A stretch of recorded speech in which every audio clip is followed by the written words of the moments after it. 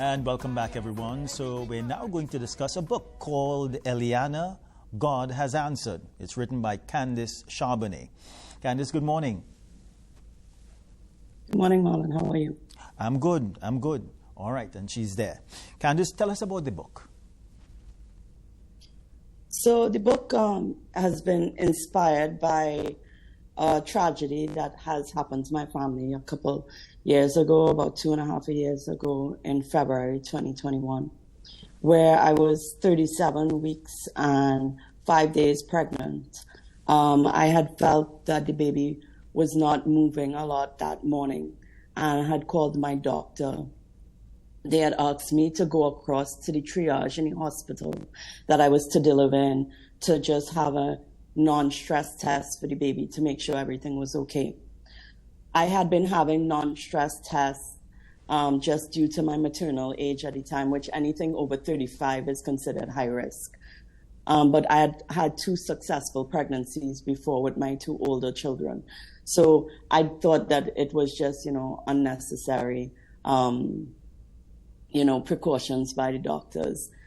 I actually had an NST the next day already scheduled, but went to the hospital. And when I arrived at the hospital and they did the NST, she couldn't find the heartbeat, but, I wasn't too concerned at the time still, because I had had NSTs where they just had to move the position for me to find the baby's heartbeat.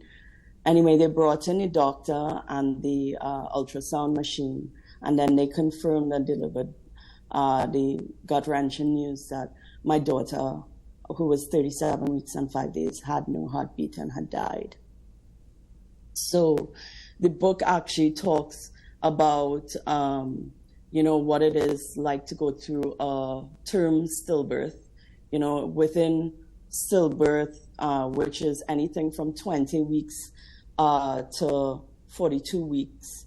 When the baby dies, there are different ranges of stillbirth, early being up to 26 weeks, and then up to 36 weeks is late, and then full term or term stillbirth is what I suffered at 37 weeks, almost 38 weeks pregnant.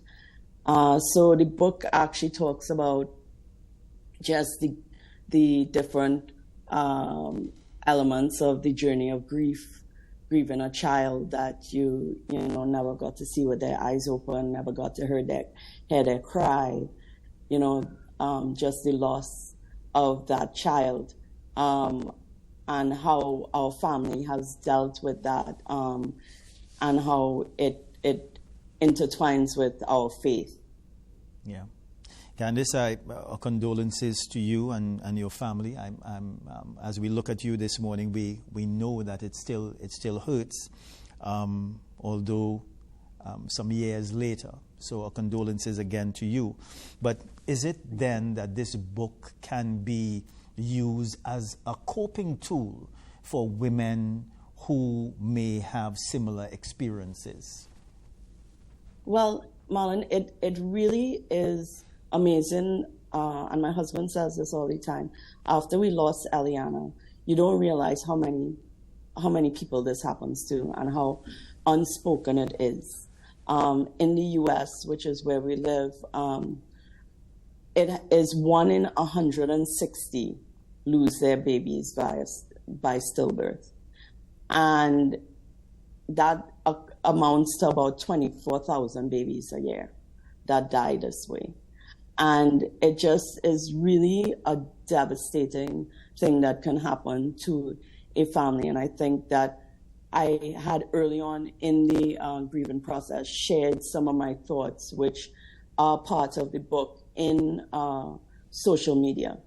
And that has actually really helped some other people deal with their grief when they've lost their child, or it actually, in one case, has made one mother more attuned to what was happening with her baby. And she actually called her doctor earlier, and her child's life was saved by just reading the story. So I think that by sharing this, as well as my journey of faith, I hope to impact other people in positive ways, whether it be their faith, or whether it be, their experience going through pregnancy or infant loss or stillbirth. And Candace, of course, this not only affects the mother or the husband or the father, but it also impacts on the entire family. And I'm sure that in some cases it can result in depression and other type situations for the family. Yes, I mean, my son Alexander and my daughter Natalie were actually 7 and 5 at the time. So you're not only as a parent dealing with the grief of your loss as parents, but you're also dealing with helping your children cope with their grief. And we had some very interesting conversations, especially with our oldest Alexander, who really grappled with the loss a lot more than Natalie. Natalie has grown into the loss as she gets older, but Alexander knew exactly what was happening. And I would tell you, Marlan, delivering that news to them was probably one of the most heartbreaking things that I've ever had to do for the children. The cry that I've heard my son cry when I told him his sister was not coming home was a cry that I would never want to hear him cry again. Candace, how is the family coping now? Is it easier to cope with? We talk about Eliana every day. She's a vibrant part of our family. I think one of the misconceptions people have in general is that mentioning the child's name will make you as a parent feel bad, or it will hurt more if they mention your child's name. And it actually is the opposite. If you don't mention the child's name, it's like you have forgotten that I have 4 children and I don't actually have just 3. Right? It actually warms my heart and most mothers' hearts when you actually recognize the child that isn't here, the child that's in heaven. Yeah. Candace, is the book being sold in Trinidad and Tobago? So I'm working on trying to get it into the bookstores in Trinidad and Tobago, but right now it's on Amazon, Barnes and Nobles. It's also available in iBooks and for e-readers on Kindle and Barnes and Noble Nook. Yeah. What has the response been thus far? It's been quite good. I have a lot of people messaging me or sending me pictures where they've received their books. And it's kind of strange because I never thought that I would write a book. So people are asking me to sign the books and I'm like, this is kind of surreal. It's not in any way what I would have thought I would have been doing at all, like writing books, and especially about a topic like this. Yeah. Does the book have several chapters? So it is about 28 chapters long. It's 54,000 words that I've had to read over and over, proofing the book. And that in itself was a very difficult process because by having to reread and proofread your own work, it actually is recounting the pain that we've gone through. But it also really is uplifting in many parts.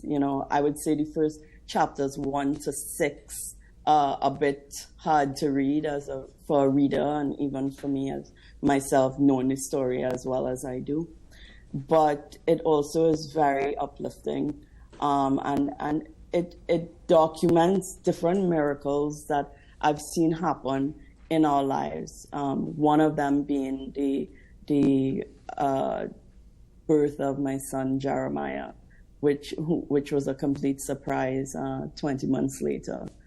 And he is definitely a gift because just in general, as a baby, he's a very good baby, and I don't know how else I would have been able to write a book while having a newborn. And I did so in about 6 weeks. So it's pretty the whole experience is a blur in terms of the book writing process. Candace, do you have a social media presence where people can contact you? Yes, so I'm on Instagram at Candace Marie Charbs, Charbs, on Instagram, and then I'm also on Facebook, Candace Marie Charbonné. Yeah, Candace, and then there's a website.